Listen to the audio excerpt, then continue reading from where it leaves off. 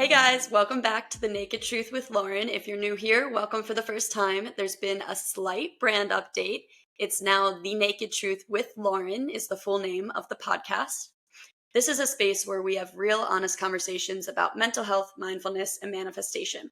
You'll hear from myself and other brave souls as we open up about our journeys and feelings and share strategies to manage stress, build resilience, and bring our dreams to life. Hopefully, you'll feel a little less alone after listening. I am your host, Lauren, a 28-year-old professional living in DC, passionate about creating spaces for open conversations and building genuine community. And I am so glad you're here. Trigger warning, this episode may contain some discussion about suicide or suicide ideation. If you or someone you know is struggling, reach out to a loved one, call or text 988, the Suicide Crisis Lifeline, or text TALK, TALK in all caps, to 741-741 to text with a trained crisis counselor from the crisis text line for free 24/7. You are not alone. Today, we have a guest all the way from Scotland named Kelly. And Kelly and I became friends through this sleepaway camp we used to work at in America, in Maryland. But she was born and raised in Scotland. And this camp has been a massive part of Kelly's life. And actually, her and another friend got matching tattoos after last year's camp reunion when we were all hanging out in America, in Maryland.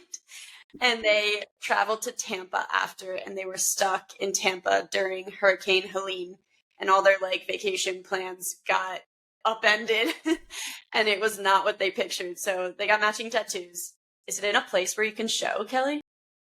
Yeah, it might be back to front, but it is here. Oh yeah, what's it say? It says "Live the good," because at camp we say "Live the good that you've learned here." Yeah, one of the slogans, I guess they say at camp, is "Live the good." Yeah, I love that. Okay, so Kelly grew up by David, who is a previous podcast guest. There are two parts to David's episode, but they both grew up in Edinburgh, Scotland, and they've been best friends since they were 7. She studied sociology at Abertay University in Scotland and is now working for the UK government in tech. Kelly loves to go out with her friends and her husband, and drinking wine in nice bars is one of her favorite things to do.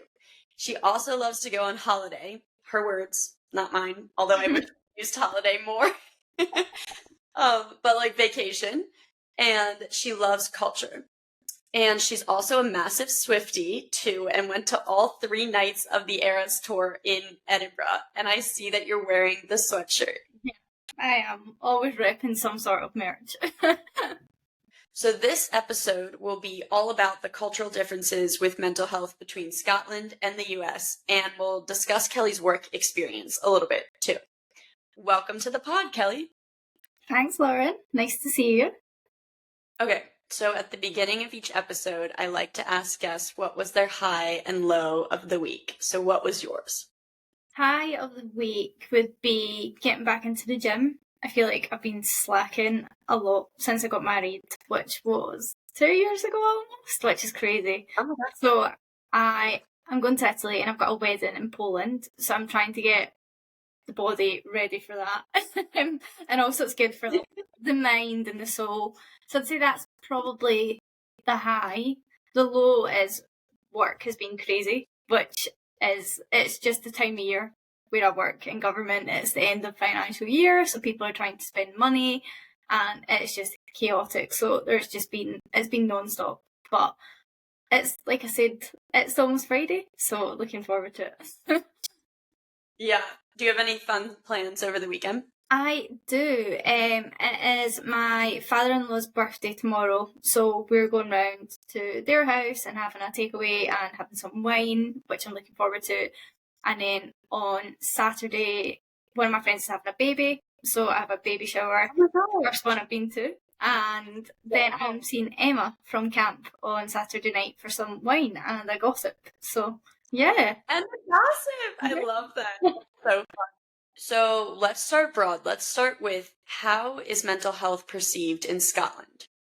Well, so I guess it's probably quite objective, depending on kind of your sex, where you're from, where I grew up in Livingston, like male suicide was a really big thing for young men. So I think like in Scotland, I don't know if it's the same in America, but it's so prominent. Like there's a lot, like I know a few people that have committed suicide, but in terms of like general mental health in Scotland, I think we are like an open culture and there is like help available. Our workplaces also are very big advocates of mental health. So where I work in the government, they really support us. I think as a kind of general point, it varies depending on what city you're in and where you live. So yeah, I would say like we are like an open culture, but maybe not as open as Americans. Okay. You were saying where you grew up, the suicide rates were high among men in particular. So yeah, especially kind of young men. I don't know what it is, but it happens a lot, and I think it's maybe just because it's like a kind of small town. I say small town, pretty medium-sized town, but there's not a lot of opportunities for people, so you have to then move to kind of bigger cities, so Glasgow or like Edinburgh, because me and Dave live outside Edinburgh, or you would have to go somewhere like London, and obviously you can't do that unless you've kind of got money, and it's a kind of a circle of life, I guess, for some people, and it's just, yeah, I'd say that's probably the opportunities are lacking. Got it. Okay, that makes sense. Okay, so is it common to go to therapy in Scotland or no?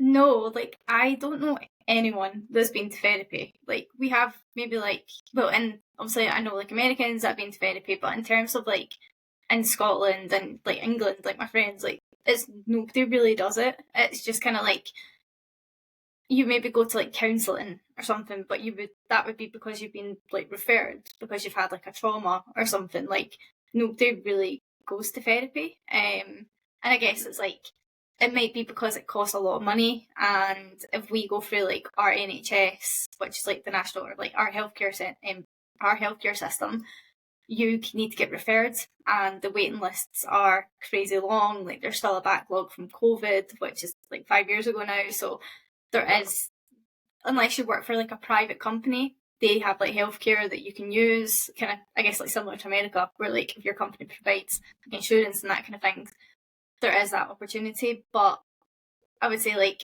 nobody really goes to it, that I know. That's so interesting. So what's counseling then? So I guess it probably is like therapy, but it's maybe less intense. So it's just like someone you would maybe speak to because like a doctor might have picked up that you're kind of at risk or something like that. But I'm pretty sure it's like similar to therapy, but I just don't think it's like as intense and full on. At risk for what? Like could be like they may say you're like at risk in terms of like committing suicide, or like that your life's at risk because you went through like a traumatic life event and you're struggling and you need help. Like they would maybe recognise that and refer you. Normally here as well, if you go to the doctors with depression, they would just give you medication and just sign you off with a prescription. Like they wouldn't refer you to say, but they would maybe suggest you should get therapy, but they're quick to just say, okay, here's a prescription, on your way. Whoa. Yeah. That's crazy. Yeah. So you have to be referred by your like general physician or like primary care doctor? Yeah, like in the UK, we would go to just like a general doctor's, which you would have like a GP, and so you could go about literally anything. You could go about, I've had a sore head for 6 weeks. I've had like a flu for 6 weeks. I've been depressed for 6 months. Literally, you go to your GP's like your first port of call for anything. Like maybe like 12 years ago or something, I couldn't breathe out my nose and I had to go to the doctors, and then they had to refer me to like a nose kind of person, like specialises in like and we called it like ear, nose, and throat doctor. Like an ENT. Yeah, like an ENT. Oh. And then after that, I then had to get referred to like a surgeon, but they had to like check that I was like eligible and I wasn't like just saying I can't breathe for the sake of it. Like there's all these like checks, and like they were clearly like, yeah, you've got a deviated septum. I guess it's because it's public money. It's like coming out of your taxes, right? Yeah, exactly. We pay tax towards the NHS, so yeah, it's almost like they have to like triage you before they like refer you on. And it's the same like if you go, because here well in Scotland we don't pay for our prescriptions. So like if you are on the pill, like contraceptive pill for example, you would go to the doctors, they would give you a prescription, and it would be free. I think in England, I don't know in terms of contraception, but you have to pay for your prescriptions in England. I think it's like £7. So it even varies like Scotland and England. And the service, like England as well, I'm sure they have like an app where you can like do everything through an app, like get an appointment with a GP. And we don't have any of that in Scotland. So it does vary like from where you are. That's so interesting. I'm just picturing my sister right now because the first time she learned about the healthcare system, and now this was in England and not Scotland. And because she works in a hospital here, like she's well versed in the US healthcare system, she was like not believing Becca. She was like, wait, what? This doesn't make any sense. Like, why would you go to your general physician for like all of these things? And like acne, anything, and it's honestly a nightmare. And during COVID, it was like really bad. I mean, like I had like some problems, and I had like I think I spoke to 4 different doctors before they actually took me seriously enough. But it's because it was COVID. They were like, well, we can't get you in, and like it's all phone call like consultations. And I guess as well, like kind of circling it back to like the mental health topic, if they were not going to take a serious issue like what I had seriously, how are they going to take someone's mental health like that serious if they can't like actually sit down face to face? If it's over a phone call, you can pretend everything's okay when it's maybe not. So yeah, that's super interesting. Wait, okay, side note, what about like gynecology? Yeah, you know, like that was what I had during COVID. Like I was having Wait, what do you mean you had gynecology? to go to the gynecologist. I was on like like the women issue. Yeah, had like women issues, and they kept telling me it was stress because it was COVID, and I'd been put on like the UK furlough with my company, so where we couldn't work until we got told to return to work and all that. And I just got treated like so like, oh, it's fine, it's just stress, you're a woman, like it's fine. And then I finally got an appointment, and the woman was like, no, like there's like an issue down there. And then I had to wait, I think like a year and a half to actually see like a gynecologist to like God, that's do a full look. And yeah, luckily everything was like fine. It was just like blood cells attacking. And that was for me to get the coil as well, so that I could come off my pill because that was causing me issues. But they just kept saying, you're fine, you're fine. That's so wild. Yeah. That sucks. So a year and a half is like forever. Like, what if it was a serious issue? Like an urgent. Yeah, exactly. And like, I mean, you can as well, like in Scotland, in terms of like healthcare, you can go to like, you can pay a consultation at like a private healthcare. So like Bupa, for example, that's kind of one of the big ones here. You can pay, I think it's like £250 for a consultation, and you'll meet with a doctor, and then you can it's like a specialised doctor in that area, and you would kind of run through what you think's wrong with you, and then they could refer you to an NHS like surgeon or someone in a hospital to actually like look at you and investigate it. And it does speed up the process, but you're paying money for something that should be free and should be taken seriously. So if you've got money, you can do it. But again, I imagine you constantly had issues and had to pay that £250 and yeah. So when you had that like woman issue where you needed a gynecologist, you couldn't just go to the gynecologist. No. Like you had to go to your GP. Yeah. And then had to get that referral in order to be like eligible to see a gynecologist. Yeah. Very interesting. And then because they have like waiting lists as well, someone looked at my case and was like, yeah, they're not high priority, and put me down to the bottom. And so I was just constantly getting like put down the bottom. And I know there was like worse off people than I was. Like, I'm not denying that, but everyone should be taken seriously. And if you're waiting for a year, it's kind of like, what if there was something going wrong? Like, you just don't know. Yeah, and this was because they were overwhelmed at like max capacity during COVID. Mm-hmm. Yeah, because they couldn't have as many people working in hospitals and as many people like being close to people as well, because it would be in like all the PPE and stuff. So if it wasn't like life threatening, it was kind of like, well, you'll be fine. That was my experience. Maybe not everyone else's. What a time. Okay, so circling back to the mental health topic, I know you said like Scots are pretty open, but maybe not as open as Americans. Why do you think Scottish people are less open about discussing mental health struggles than Americans are? Oh, I don't actually know. I mean, you could look at society and the government as well, I would say. Like, surely there needs to be a kind of a directive from that level which promotes speaking out about stuff. Like, there's a lot of charities that invest in like mental health and like raise money. I guess it's like publicising, like it's okay to not be okay. That's like one of the main like kind of charities here to like speak up. Like if you see something wrong as well, like not within the mental health, like mental capacity, but actually speaking up. And I think like in the UK we're pretty good at being loud, but actually speaking up about like issues that affect us. But I know personally, like I'll bottle things up until I'm like at a breaking point, and then I'll just like cry, and I'm like, okay, I feel better now.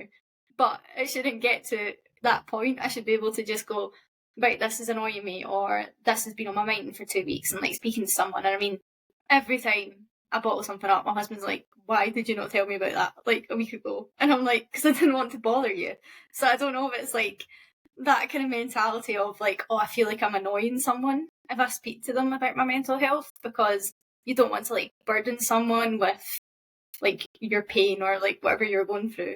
But that needs to be normalised, that you need to speak up about it. And I think having like a good network of friends around you really helps that as well, because then you're speaking to other people and then they might also be going through the same issues. So you can kind of learn off one another. And I think that needs to be kind of more communicated, I think, throughout like Scotland and the UK as well, especially if it's like I say, if it comes from the government as well, if there was like an advert on the TV or a social media ad on Instagram. But I know these things cost money. So it's that kind of balance of how do we get the message across. I know like charities do a great job of that, but how would you know about a certain charity unless someone you know had referred you or had spoken about it? Very, very interesting. So I want to make it clear that it is not a burden talking about your mental health, mental struggles, your experiences emotionally, because if people are your real friends and if people really love and care about you, they're going to listen. They're going to want to help. They're going to say, we want you to be at your best. And you're right, like other people, as humans, we all struggle. So other people might share the struggles. So when you open up and you're vulnerable about things that are harder to talk about, that actually like makes you closer. It like develops bonds with whoever, friends, family, etc., and then allows them to see that they can be vulnerable as well. And then you guys can basically like heal and like work on things together. And I think like maybe now that you have that like outside perspective, because I know you've traveled a lot and experienced a lot of different cultures, you could start to become that example for others in Scotland. It's like not, I don't know like how big, but just like, you know, like I hear you saying like, oh, it's not really advertised that like it's okay to not be okay, or like you could talk about your feelings or talk about your mental struggles, and like the government doesn't really address it in Scotland, but it might be like a grassroots, like ground up approach. Yeah. Where you take charge and change your environment like little by little. Yeah, and I think as well like Instagram's such a powerful place to do that. Like if you see something that resonates with like people who are struggling, like share it on your story, and then other people might look at it and be like, oh, I'm not alone. Even just that, like I think there was something last year at some point that we shared on Instagram, and I was just like, oh my god, like that touched me. And I was like, I'm going to share it because other people might need that little like confidence boost. So it's like just trying to keep the narrative up that you want people to like know you're an approachable person. Like I know like if my friends came to me and said, well, that work's really stressing me out, I would be like, well, why? Like, and then you would like ask them about it, and like rather than just go, oh yeah, work's stressful for me too. Like you want to actually hear, like try and like resonate, like understand like what's stressing them out, and then maybe like say, well, this is my experience of how I've handled stress, for example, and like trying to like learn off each other, because they might think, oh, well, when I'm stressed, I just shut down and don't speak to anyone, or when I'm stressed, I play games on my phone, or you know what I mean? Like everyone's got their own different like coping mechanisms, so maybe like kind of sharing the load, and as well as like sharing your own tactics, I think as well is like important. Yeah, for sure. And you're an authentic good friend, so naturally like that would be your response, and that's like what people need to be surrounded by, so that's a good tangible example. And also, like, helping people feel less alone in their struggles is one of the main goals of this podcast, you know, to normalize it, to share honest, raw stories and help people feel less alone. And it's very interesting now that I'm thinking about it, because like there's still a stigma around mental health, I think everywhere in the world, the US as well as Scotland. And while some Americans may go to therapy, or therapy may be more accessible to Americans than it is to Scots, something like this, like social media we touched on, but also like podcasts. It's like a resource that you don't have to pay for, that you can also like use. It's not a replacement for therapy. Like this is not like professional mental health help or anything, but it's a place where people can talk openly. And I'm not the only podcast like that talks about mental health and well-being. So I imagine that it could be really helpful if you can't afford or access therapy, no matter where you live, have access to like a resource like this to help normalize your struggles. Absolutely. And like reading as well, there's so many self-help books and kind of these things, and they're very promoted now. I'm still to add one to my reading to-do list, but I love reading a book. If I've had a stressful day at work and say I've watched TV for a couple of hours, scrolled on my phone while watching TV, when I get into bed and I read for half an hour, that is like, I look forward to that like every night. Like it just helps me like switch off from the world and pretend I'm this main character in a book. And it sounds so cheap. I read before bedtime too. I love that. It's so good. It just like calms you, and like you can just not think about anything else for that time you're reading. It's so good. Yeah, especially if it's a good book and like you get lost in it. Absolutely. I was gonna ask you actually, what other strategies, like coping strategies or mindfulness techniques, help you when you're struggling mentally? So I would say in work, if I'm having like a bad day, I will speak to my manager. He's also like my best friend. Like I'm probably really lucky that I have that. So if something's like really annoyed me at work, I'll message him and say, do you have 5 minutes? And I'll just go offload. And I'm like, okay, I feel better now. So like in work, that's how I would deal with that in terms of like a kind of coping strategy. But like outside of work, definitely going out for like walks. Like that's so important to get like fresh air. And like not today because it's raining. But like this morning I went to the gym at like 7 o'clock in the morning, and then you just feel so energized knowing that I've been to the gym this morning. I've been able to like kind of block myself out for 45 minutes. I've had my working day, and now it's night time and I'm able to do things like this. Like, whereas normally I would be like, if I hadn't gone to the gym in the morning, I'd be like, well, I need to go to the gym now, and I've been stressed at work all day, and you almost get like a lack of motivation, like for me at night time, because I'm so tired and drained from work. So I guess like definitely exercise, reading, 100% helps. Sometimes I'll listen to like a crime podcast as well, like just like, or I'll get invested in a TV show. Like over Christmas, I watched Tell Me Lies on Disney. Oh my god! I watched that. I got lost in that. Like, I've literally just recommended it to Becca, and I'm pretty sure she's binged it in like 3 days or something. Yeah, like I like to get like lost in things, and I guess as well like having something to look forward to as well. I think it's like really important. Like as I say, I love going on holiday, vacation. Sorry. So having like knowing that I have like a holiday coming up, or I'm seeing my friends, like, or doing something that weekend, even if it's like I'm just gonna watch, like on Saturday we watched The Lion King and made caipirinhas and had a bottle of wine, and it was just like the perfect Saturday night. So it's kind of making the enjoyment out of what you've got as well. Like I think that's really important. Sometimes even you've just got like such a busy social life, like I think I'm like booked up until like June or something. Like it's crazy because there's always someone wanting to do something. So that can be a bit like, oh, I need to socialise again, or like, oh, money, all that sort of stuff. And then you start like kind of getting a bit overwhelmed because you've got so many plans in the diary. But when it actually comes to Friday, you're like, oh, I'm actually looking forward to it. But it is nice sometimes just having like a weekend with doing nothing, because then you can get up to date on like life admin, like doing chores around the house, for example, like doing your hoovering or your vacuuming. It's all about finding balance. Okay, yeah. I like that a lot.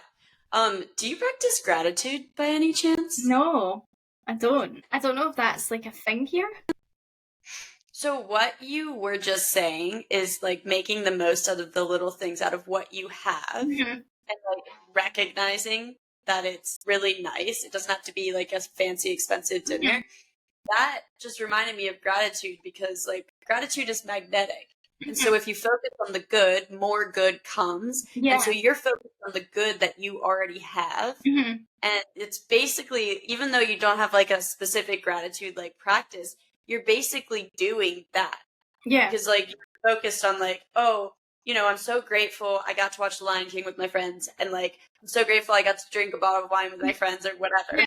So Yeah. it was just like a different way of basically saying gratitude. Yeah. Well, I remember at camp when we had like the counsellor like meeting on like a Tuesday night, we used to do gratitude and like you would give people, Oh, really? you would write something. Can you remember? It was like this kind of team meeting. Oh, And we would sometimes have like ice cream or like there would always be like some snack, and then we would always write like, "Oh, thanks so much, Lauren, for giving me a cuddle when I needed it most this week." And it was like people would say the smallest things, and it would make you like, oh, so happy. yeah, you would write little notes Yeah. and like give.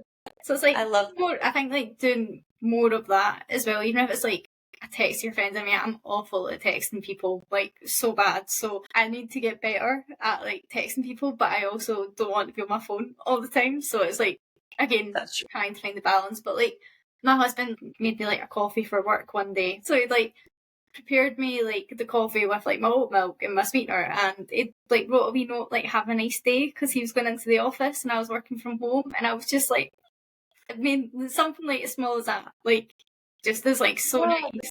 Yeah. And it is scientifically proven that doing acts of kindness for others actually increases your mental health more than doing acts of kindness for yourself or like self-care Yeah. activities. That's still important. Like obviously self-care activities are very important, but it's actually like stepping outside of yourself and helping others. Not only it's like a twofold thing because not only did you help them and like make their day, but you feel really good about it. So your mental health improves. It's really cool. Okay, you briefly touched on the weather, and I know it's very rainy in Scotland, and you also have like really long, dark winters. How does that affect your mental health? So I think on last Friday was the first day this year. Is it like the equinox or something it's called? So it's like when you have the same amount of hours of like daylight as you do darkness. So that was like our kind of turning point to go into like spring. But yeah, like we've been actually really lucky with the weather like the last like week, and then today it's so like gloomy and raining and it's just windy. It's a normal day in Scotland, but in terms of winter, like they are long, because I would say like maybe like the end of September, the kind of dark nights start coming in earlier, and then by the time you're kind of in like December time, it's dark when you wake up from work, and it's dark when you finish work. So if I'm going into the office, I'll be getting up, going to the train station. It's still dark. When I leave the office, it's dark.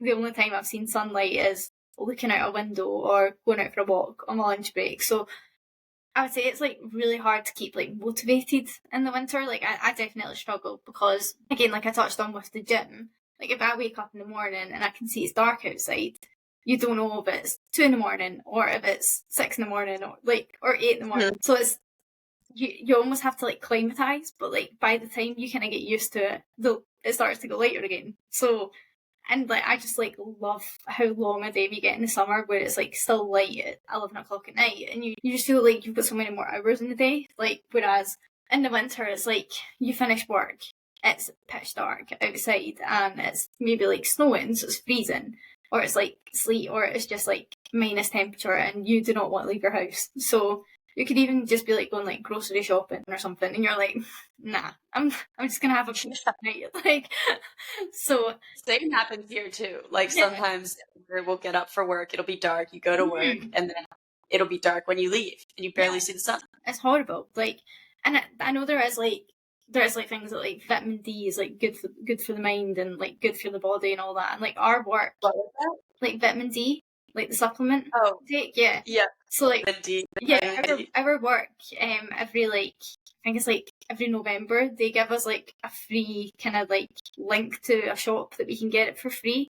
because they they recognise that we're kind of struggling in the winter a bit because it's like longer days because it's like dark all the time. So it's, I guess that's their kind of small way of saying like look after your body and your mind as well. So, but yeah, it's the winters. I hate it. I just prefer like I'm always cold as well, so I hate it. Like, but yeah, no, I much prefer like summer and like the longer days. Like you feel invincible. You're like, oh, it's 9 o'clock at night. It's light. I can go for a walk. Whereas in the winter, you're like, I would never. Yeah. No, same. I mean, the weather does really affect my mental health, and I think it's like a universal thing.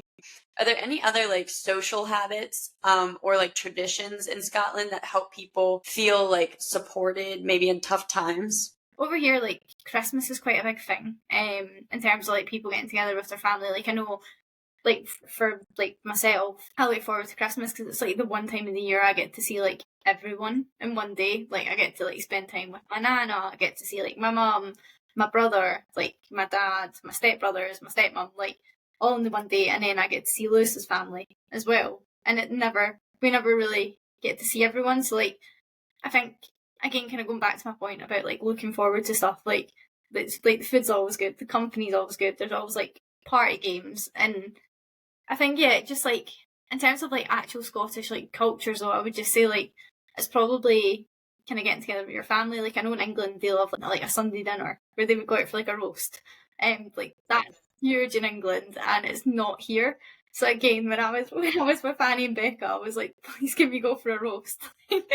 Wait, does a roast mean you can go to a restaurant and just eat that food? Yes. It doesn't necessarily have to be like at someone's house with their family. Yeah, so like we're like in Scotland, we would I would tend to like if I'm making a roast, and I would make it in the house. Like I wouldn't go out for it. Whereas in England, there's so many pubs that do like a good roast. Whereas like here, like there aren't that many.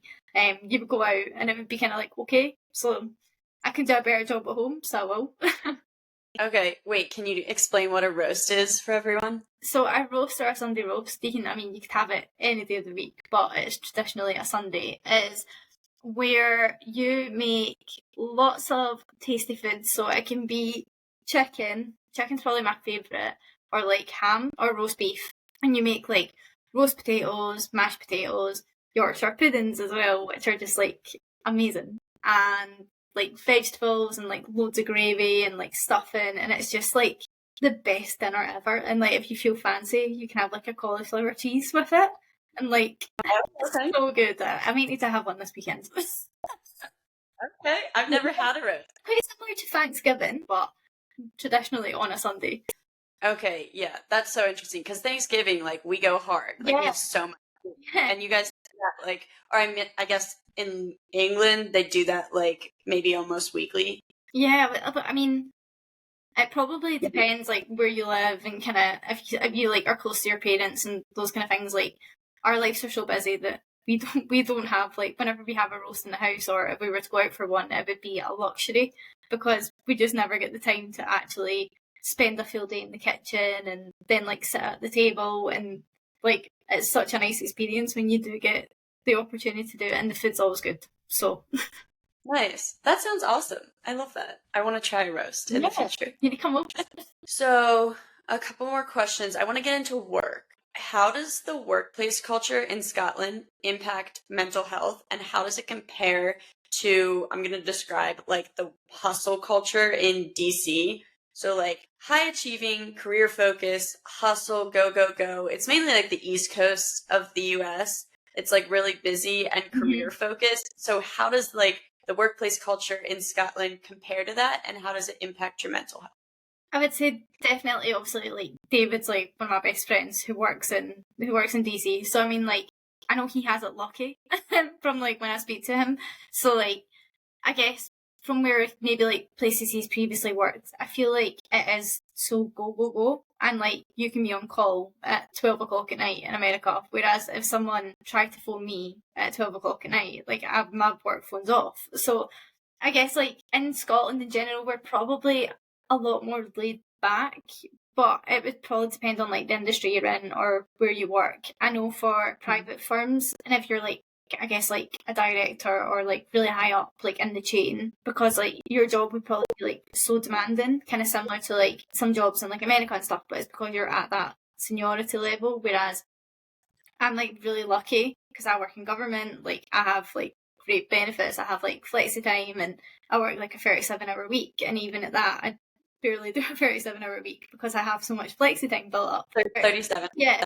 Oh, wow. So like this week, for example, I think last week I had like 12 hours flexi time built up, and I took like a half day because I could. Are you saying flexi time? Yeah, like flexi time. Yeah. Is that paid time off of work? Yeah, paid time off, yeah. Because you've essentially worked those hours, you get them back. I guess where I work, they're very like big on that. Like they don't want people, if you've had to work over your contracted hours, they want you to take it back. So like I'm very fortunate, but I guess like I work in like Glasgow city centre, like if I go into the office, and it is like, it does just feel like quite calming. Like the trains chaos because there's so many people commuting like where I live because I'm in a suburb. But when I have to go down to London for work, it is just crazy. Like being on the tube and stuff, like everyone's just always in a rush, and like I feel like when you're in London, it's probably similar to like DC. You feel like you need to like run with these people, like to get on the tube and like run down escalators and stuff. Or like it is so different in London. Even like working in government in London, I feel like would be different than working in government and working remotely and working in like a kind of base office. So I guess there's like differences, probably depending on if you work in government or if you work private. But I'm in a very fortunate position that like I get so many good benefits working for the government, for the Ministry of Justice. Like I know like I've got friends that work in like private places, and like things like their mental health isn't taken seriously enough, for example, even though they get like private healthcare, and then they end up getting signed off on sick. So when I say signed off on sick, like they'll go to their GP, their doctor, and say, I'm stressed with work, they're not taking me seriously, and they'll go, here's a note to say you won't be back at work for X amount of weeks. A lot of people do that with their stress as well. So there's like that kind of element, I guess. But it just depends where you work. But you tend to know like who the good companies are to work for, I think, over here. And like a lot of people are attracted to the civil service, like the UK government, because you have that work-life balance. And I guess like compared to like DC is making sure that you might finish work at 5:30, for example, and like trying to limit yourself to like opening your work laptop and like turning off your work phone out of hours, because 9 times out of 10 it can wait until tomorrow. Like it can, and I think it's like that's like my ethos to myself. Like I was like stressed out today, and I even texted you saying, can we push this back an hour, because I got dragged into a call, but that was only at like 4 o'clock. Like, do you know what I mean? It wasn't like that was like during your work day. It was like 7 o'clock at night that I was like, oh, someone's phoning me about something. I think maybe in the last like 4.5 years that I've worked in government, I've maybe worked past 6 o'clock at night, like under 10 times.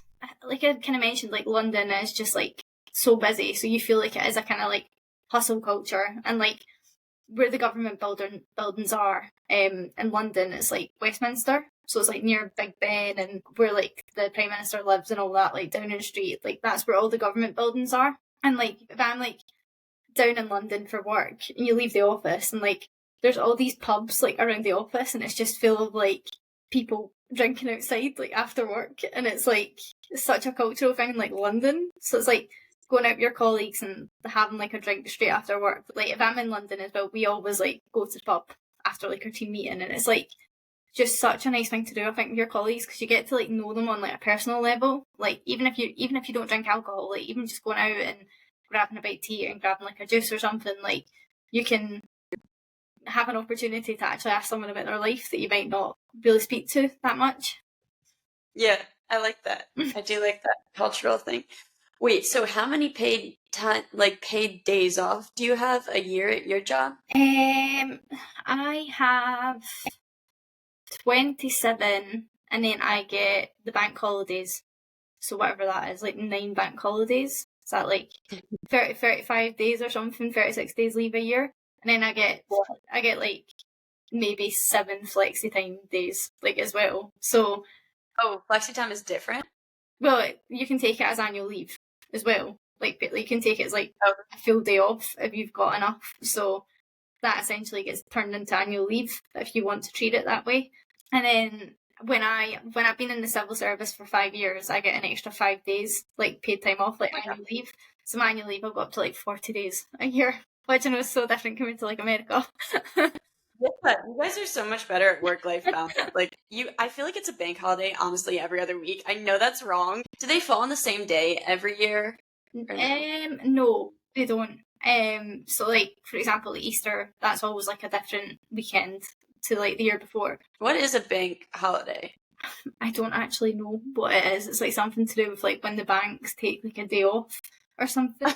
I don't even know like the terminology behind it, but like bank holiday weekends are the best. If it's like good weather, it's just so exciting because like you're off work on the Monday and you can like go out day drinking and like sit somewhere nice and have like good food, and like it's just like, I don't know what it is, like people are just so much more loose like on a bank holiday weekend. It's like you would say people like on a normal weekend, if you're on a night out, like some people can be like, I don't know, like maybe like aggressive. You can see people being like aggressive and like pubs, not towards me, but like you can see people are maybe a bit uptight. Whereas like a bank holiday, everyone's just like, yes, off work for the weekend.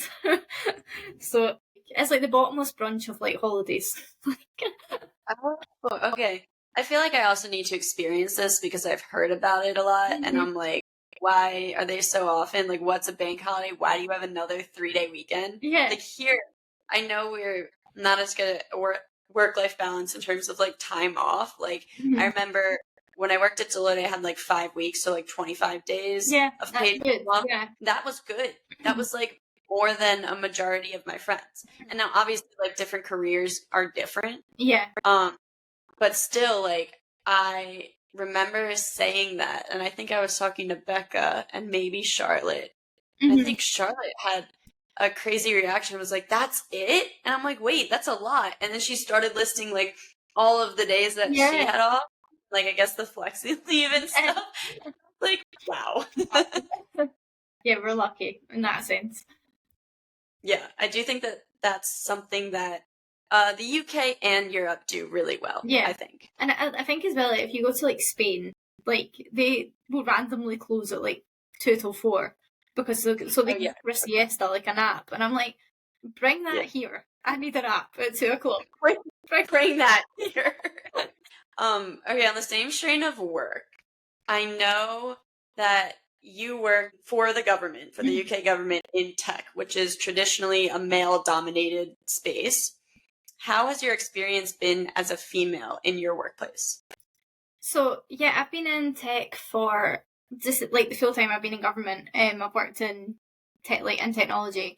And when I first joined, we had like our kind of chief person at the top of like Justice Digital where I work. That was a male. And I always thought like, oh, it's all men. But when I started to now, there's been a significant increase in like women. Like I'm pretty sure it's like almost equal in terms of like 52% are men, but then 48% are women. Like there's such a small gap. Whereas when I joined, it was all men. Like it was all like engineers or like contractors coming in and doing work that were like predominantly men. And like I think as well, like we're really big advocates as well, like in government for like women in tech, because it is like traditionally like male, but why? Why does a man have to build relationships and build digital systems and platforms? Why does it need to be a man? And like I think as well, so when I joined, as I mentioned, like our chief digital information officer was a man, and he left, and then we got a woman, and she was great. Like, and she was from Scotland, like she was also like Indian as well. So it was like so nice to see like a diverse like woman figure at the top. And she used to tell her stories of like when she studied at the University of Edinburgh, like back in the early 90s or like early 2000s, she was the only woman doing a computing course at that point. So I used to find that so inspirational because it's like she's been through it when it was like all men, and then now it's like she's so high up like in government, and you think that's where I want to go. So I think like, yeah, we're like really lucky. And like as well, I used to lead on this like networking thing called the Gender Equality Network. And it was making sure that issues that crop up during the workplace, like people feel like they've got like an open space to like speak. So like I used to lead on like the sexual harassment strand, and like being able to like apply like my skills from like my day job into that. Like you were able to kind of build like a bigger network and trying to get male allies like on board that worked in tech, like to be like, no, sexual harassment is a thing in the workplace and we need you to like call people out. You see it. So because like kind of related, but I was using my network of like men in tech as well, like the men that I worked with, to kind of drive that message forward. So I would say it's like I get like excited and people are like, what do you do? And I'm like, oh, I work in technology. Like I feel fancy because it's like people will go, oh, so like do you fix computers? And I'm like, no. Like, I'll go to my dad's house and he's like, I can't even use his printer. My parents also think I'm an IT person. Like I work in tech, but I did like design and like product management. Yeah. They're like, whenever I come home, it's like, this thing is wrong with my computer. Can you help me do this thing on my phone, please? Literally, I'm like, I don't know how to do that. Or like, if my mum's like, oh, can you help me set up my phone or something? And I'm like, I don't work for like Apple or Android. Like I like build relationships and help people with technology problems. The kind of work that I do, like although it's all internal, it impacts actual users of the public at some point. So it's like knowing that being a woman and being able to be like, oh, I seen that in the news and I help with that, like kind of thing. It's like, oh yeah, you get like a sense of pride because you're like, could someone else have done it? Could a man have done it?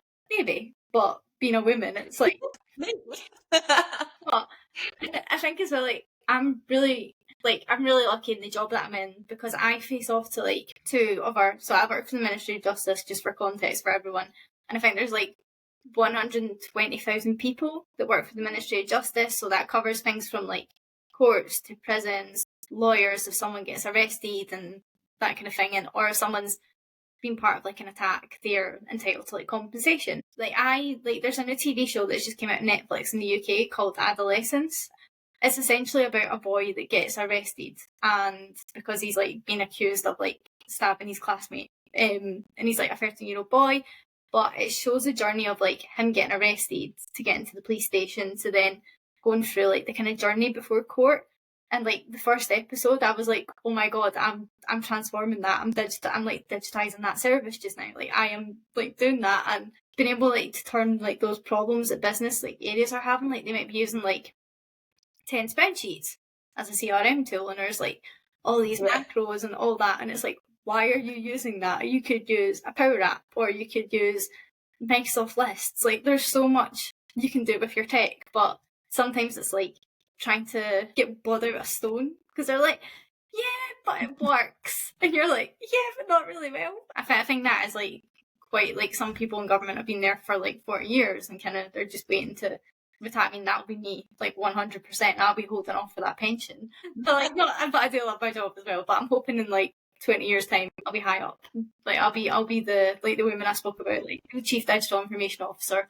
You will be manifested. So I'm manifesting it, yeah. But I like love it, and I think as well like there's such a big support network of like women around you as well in the team that I sit in, which is business relationship management. I think more than half of us are women as well, so it's like nobody really cares about sex. Yeah, I love the increase in presence of women for you at your workplace. So important.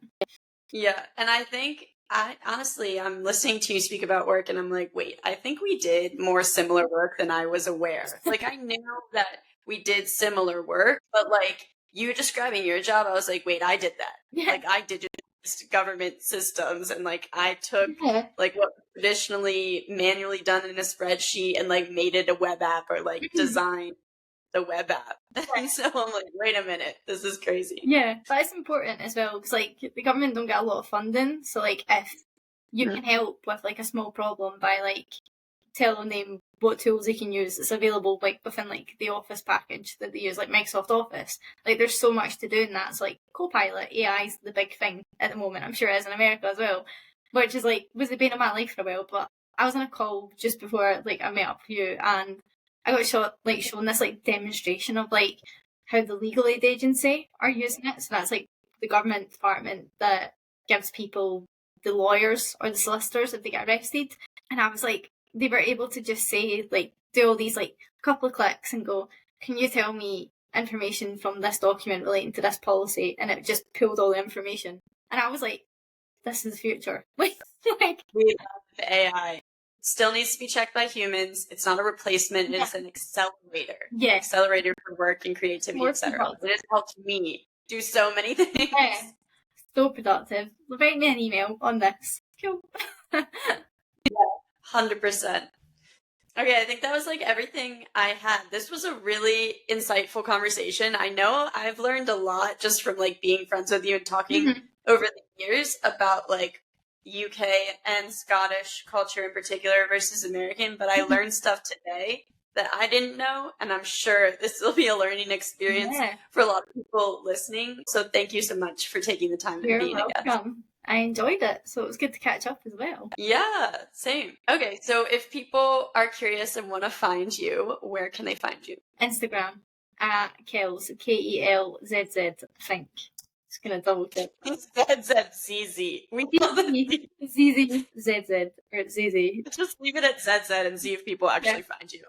Thank you all so much for listening. I hope you found this episode helpful.